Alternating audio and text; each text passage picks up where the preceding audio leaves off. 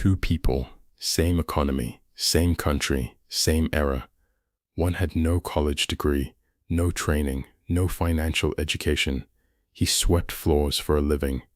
When he died, he left behind more than $8 million. The other had a Harvard MBA, ran a division at Merrill Lynch, and was praised by everyone who knew him as brilliant.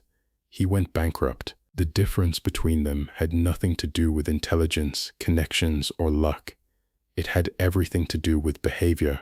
And that one distinction is the entire foundation of The Psychology of Money by Morgan Housel, a book that might permanently change your relationship with every dollar you earn, spend, and save. Over the next 12 minutes, I'm going to walk you through the 5 most powerful ideas from this book. These aren't abstract theories.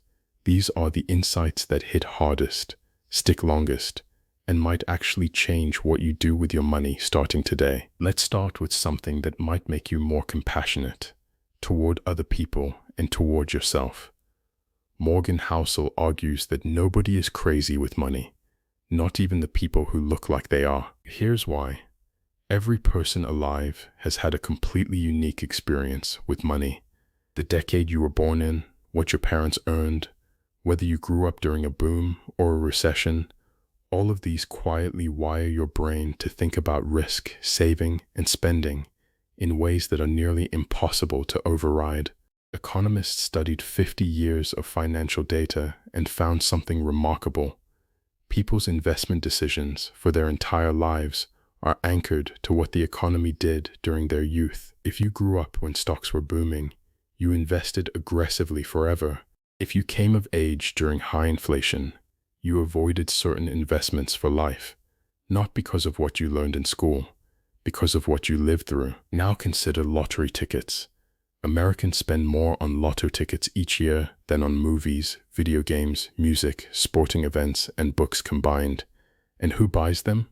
Mostly the poorest households, spending about $400 a year, even though many of those same people say they can't cover a $400 emergency. That looks irrational. But Housel asks you to see it differently. For someone living paycheck to paycheck, where savings feel permanently out of reach, and a better life feels like a locked door, a lottery ticket is the only time they get to hold a tangible dream of having the things others take for granted. They're not buying a ticket. They're buying hope. The point isn't that it's a good decision.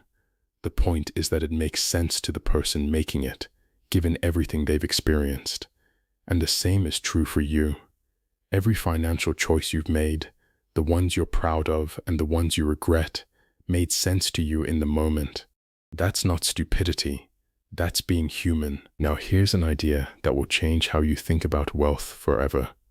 What if the greatest investor alive isn't great because of what he knows, but because of when he started? Warren Buffett's net worth is over $84 billion. Most people assume that's because he's the most brilliant stock picker who ever lived, and he is extraordinary. But here's the number nobody talks about. 81 billion of those $84 billion were accumulated after his 65th birthday. Virtually all of his wealth came in old age. Housel puts it in perspective with a thought experiment. If Buffett had started investing at 30 instead of 10, and retired at 60 instead of continuing using the exact same incredible annual returns, his net worth would be roughly $12 million, not $84 billion. $12 million. That is 99.9% less. His skill is investing, but his secret is time. 75 years of uninterrupted compounding.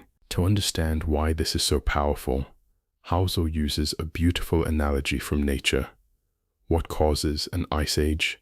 You'd guess something massive, volcanic eruptions, asteroid impacts, but the real answer is almost laughably subtle. Ice ages begin with summers that are just slightly too cool to melt the previous winter's snow. That leftover snow reflects more sunlight. The next winter gets snowier. The next summer melts even less. And within a few hundred years, a thin layer of snow that nobody noticed becomes a miles-thick ice sheet covering an entire continent. That's compounding. You don't need a tremendous force to create a tremendous result.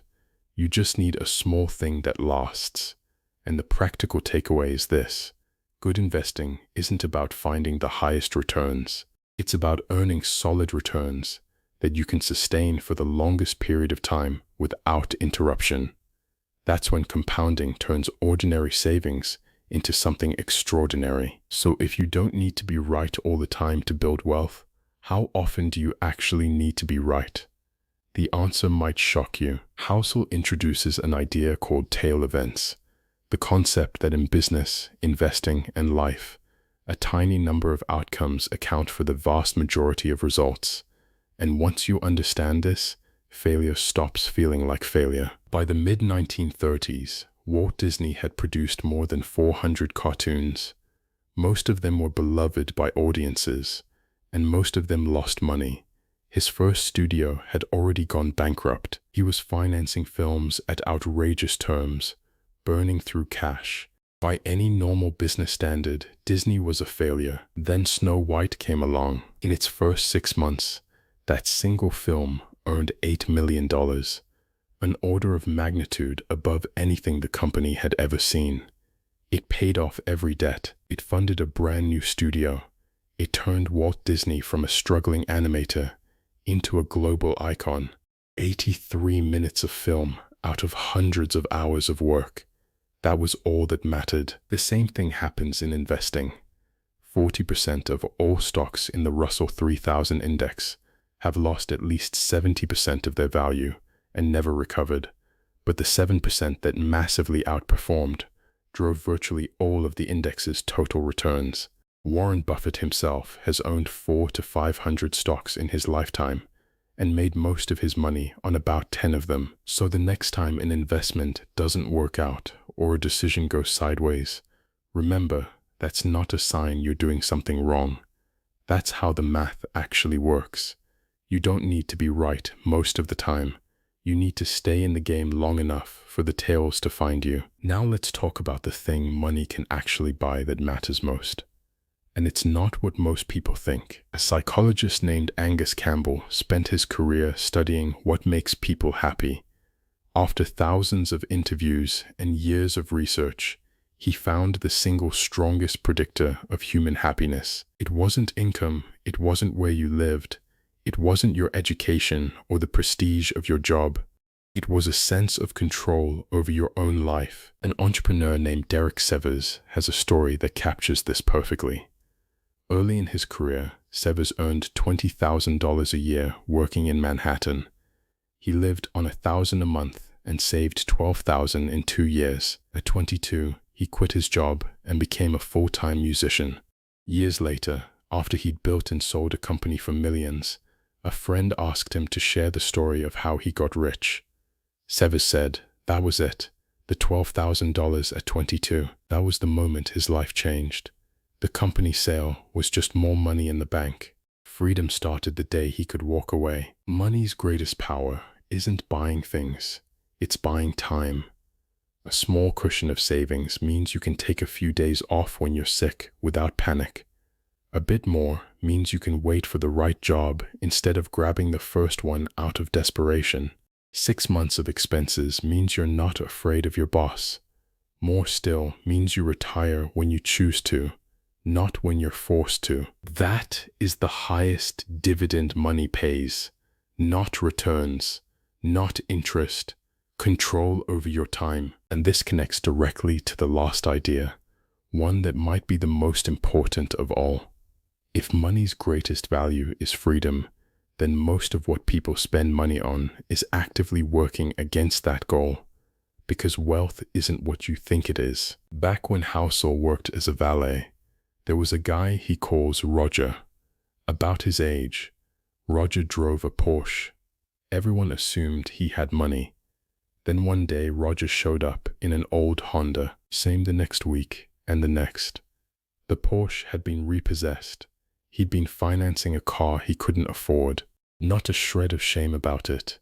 Every assumption anyone made about his wealth based on that car was completely wrong. And that's the trap. We judge wealth by what we can see.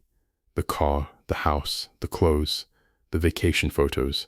But real wealth is invisible. Wealth isn't what you spend, it's what you don't spend. It's the car you didn't buy, the upgrade you declined, the restraint that nobody will ever notice or admire. When most people say they want to be a millionaire, what they actually mean is they want to spend $1 million. And that is literally the opposite of being a millionaire. There's a reason this is so hard to learn. Wealth is hidden by nature, which means wealthy people are invisible role models. Ronald Reagan, the janitor from the beginning of this video, was nobody's financial inspiration while he was alive, because every penny of his $8 million was completely out of sight. We only celebrated him after he died. How do you learn from what you can't see? The answer, Housel argues, is deceptively simple. Save, not for a specific thing, for the freedom of not knowing what's coming next. Savings without a goal gives you options, flexibility, and time. It gives you the ability to wait for the right opportunity instead of being forced into the wrong one. And in a world that loves to surprise you at the worst possible moment, that flexibility might be the most valuable thing you ever own. So here's what Morgan Housel proved across 20 chapters. Your past shapes your instincts. Time beats talent. Most things will go wrong, and that's fine. Freedom is the real prize, and wealth is built not by what you earn or spend, but by the quiet restraint that nobody ever sees. Now, I had to cut one of the most haunting stories in the entire book to keep this short. It's about a man who made the equivalent of $3 billion in a single day during the 1929 crash, came home to find his family in tears because they thought he'd been wiped out, told them they were fabulously rich, and then lost every cent within 4 years. It's the story that makes the difference between getting wealthy and staying wealthy hit you in the chest. The full deep dive covers it in detail, along with all 20 chapters. It's on one book away. I'll link it below. If this shifted how you think about even one part of your financial life, subscribe and hit the bell.